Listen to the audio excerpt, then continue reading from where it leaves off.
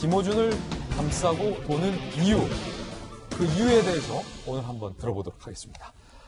먼저 김어준 씨 퇴출을 희망하는 청와대 국민청원의 동의가 30만 명을 넘어서자 오세훈 서울시장이 청와대를 향해서 답하라 라고 촉구했습니다.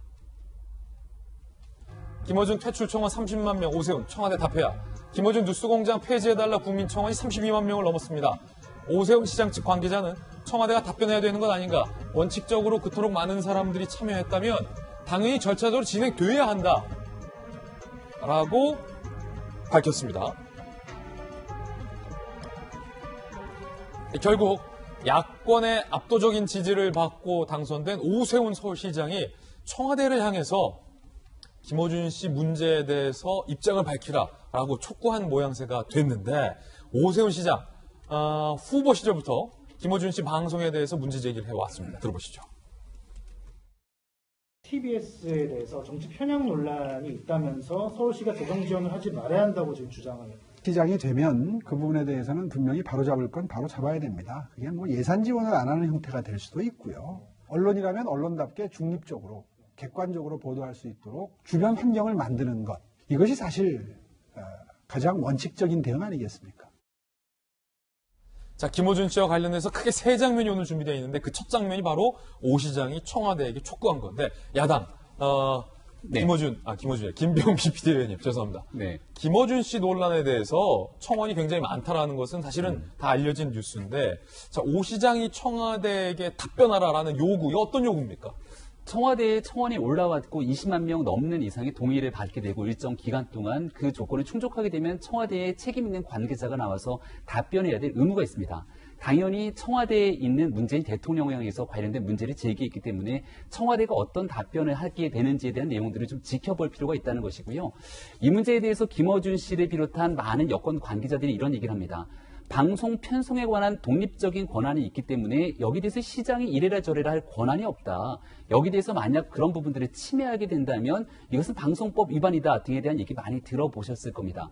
그럼 방송을 진행하고 있는 공영방송의 책임자가 과도하게 정치 편향적인 발언을 하거나 아니면 위안부 피해 할머님에 대해서 모욕적인 발언을 쏟아내는 등 우리 사회 풍속을 저해하게 되는 각종 이상한 행동들을 하게 되면 우리는 그걸 지켜만 보고 있어야 될까요? 이런 일들을 바로잡기 위해서 필요한 곳이 바로 방송심의위원회 등 각종 기관들이 존재하고 있습니다. 이것은 서울시장의 권한이 아니라 문재인 정부에 의해서 최종적으로 임명하고 관리 감독이 가능한 상황이 있기 때문에 여기에 대해서 과연 청와대가 어떤 답변하는지를 지켜보고 난 뒤, 그럼에도 불구하고 그토록 오랜 기간 동안 김어준의 뉴스공장 같은 프로그램이 아무렇지 않은 듯 진행을 거듭해 왔다면 그 이후에 오세훈 시장이 어떤 방식으로 시장의 권한을 활용할 수 있는지를 얘기하는 기회가 올 것이기 때문에 먼저 청와대의 답변을 기다리고 있다, 이렇게 볼 수 있을 것 같습니다. 아, 그렇군요. 그러니까 그냥 물어본 게 아니라 서울시장으로서의 권한을 발동할 것을 염두에 두고 청와대가 이 문제에 대해서 어떤 답을 하는지를 듣고 싶다라는 차원이다. 상당히 흥미로운 대목인데, 박수현 홍보소통위원장님, 네. 앞서서 이런 말씀하셨어요. 청와대가 답변한다 하더라도 답변은 정해져 있다. 자, 그게 어떤 답변일까요? 예, 어쨌든 기준에 충족했으니까 청와대는 답변을 할 것입니다.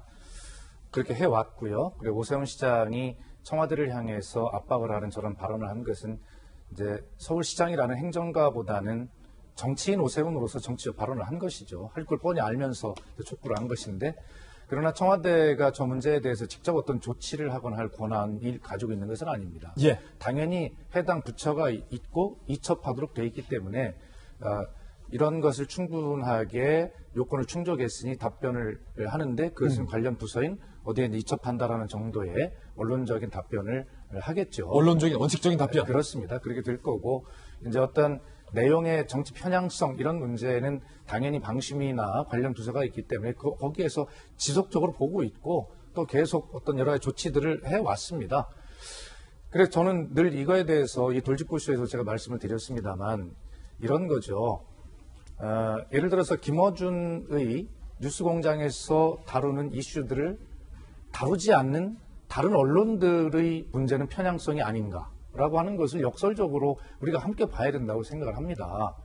그리고 저 문제를 가지고 이렇게 계속해서 어떤 그 야당이 또 일부 언론이 계속 다뤄야 될 문제인가에 대해서 저는 뭐 이해를 할 수가 없고요. 뭐 저는 뉴스공장을 가끔 듣지만 정치인인 저도 보수 언론을 이렇게 자세히 읽어보는데 거기에서 잘 어떤 알지 못했던 어떤 지식이나 관점 이런 것들을 김어준의 뉴스공장을 보면 또 보완적으로 알게 되는 측면이 있어 종합적인 시각이 형성이 돼요. 그래서 저는 또 다른 균형의 역할을 하고 있다. 국민 알 권리 차원에서 그렇게 저는 지속적으로 주장을 하고 국민청원 30만도 충분한 의미가 있지만 김어준 뉴스공장의 구독자가 100만 명이라는 것도 충분한 의미가 있다라는 것을 주장합니다. 예. 자, 여야 대표에서 나오신 두 분의 견해 차이가 이토록 극과 극입니다. 두 번째 장면이 바로 그건데 실제로 정치권에서 민주당과 그리고 야당인 국민의힘이 김어준 씨에 대해서 이야기하는 견해와 발언이 지금 딱 들으셨던 것처럼 극과 극입니다. 이미 정치 쟁점이 뜨거운 정치 쟁점이 돼버렸습니다. 여당에서는 김어준 씨를 적극적으로 옹호하고 두둔하고 감싸고 있습니다. 지켜주겠다라고도 말하고 있습니다. 감사원의 감사와 감찰이 특정 언론인을 퇴출시키기 위한 게 목적이라면 신중을 기해야 된다. 특정한 사람을 놓고 타겟으로 놓고 하는 것도 되게 위험한 발상이라고 봅니다. 그리고 KBS도 연합뉴스 세금이 지원 갑니다. 그런 논리로 따지면 전 언론사를 대상으로 해볼 수도 있을 거예요. 그래서